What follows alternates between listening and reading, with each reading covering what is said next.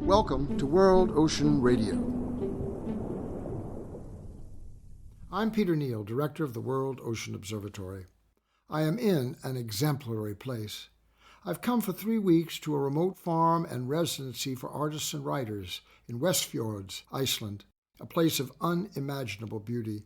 At the head of a fjord, surrounded by mountain walls, threads of water falling, whales spouting, fog, mist, sunshine, moonlight, rain, snow, the full catalog of nature, unsullied and unmarked by our clumsy, consumption-driven hands.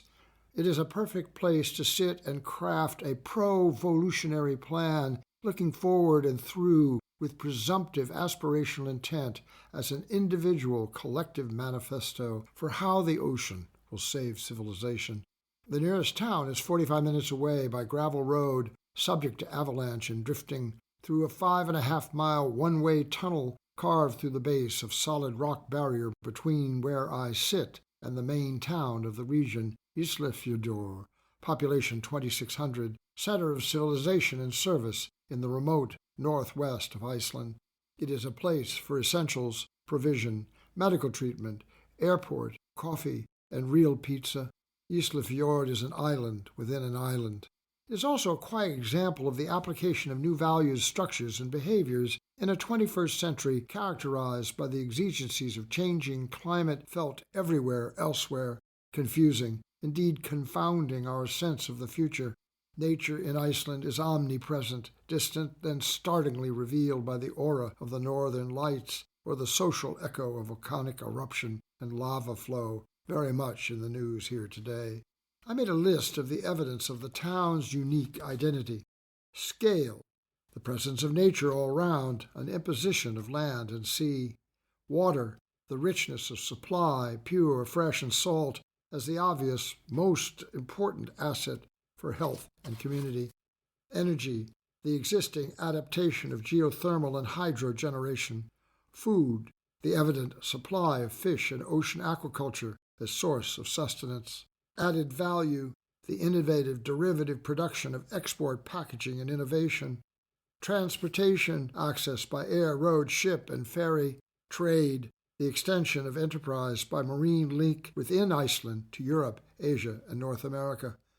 Cultural history, as evinced by as charming and informative small maritime museum as I have seen in comparable outposts. Tourism, facilitated by cruise ship access and a special environment for individual outdoor and maritime recreation. Arts, respect for cultural traditions through creative residencies and a well-known music festival. Education, local schools and the University Center of the Westfjords, programs in maritime development, distance learning, advanced degrees, foreign student exchange, Icelandic and Arctic studies. And finally, health, national health care, and public geothermal baths. All this suggests a successful underlying social and civic organization to make it work. All of this suggests, yes, a plan enabled by place, founded on sustainability principles, driven by intention, exercised through competence and effective application, and indicative of a community that has recognized a path to its future viability in a rapidly changing world. I'm sure there are issues and problems, and I risk romanticization and ignorance of what I cannot see, but the point need not be so analytic or absolute. It can be made as an example of what can be, will be, when comparable wisdom, experience, and commitment is made to precepts on which the progress can be designed and realized. I can think of many towns around the world with comparable assets and opportunities. Several where I live are struggling towards similar outcomes, even if the actual iterations will be different. The importance is to recognize the need to look forward and through, to a fresh vision based on new ideas, innovation, and willingness to abandon the past, and to have the imagination and courage to make real change real. Welcome to Isafjordur and to Liskoland Farm, here in this astonishing place between land and sea.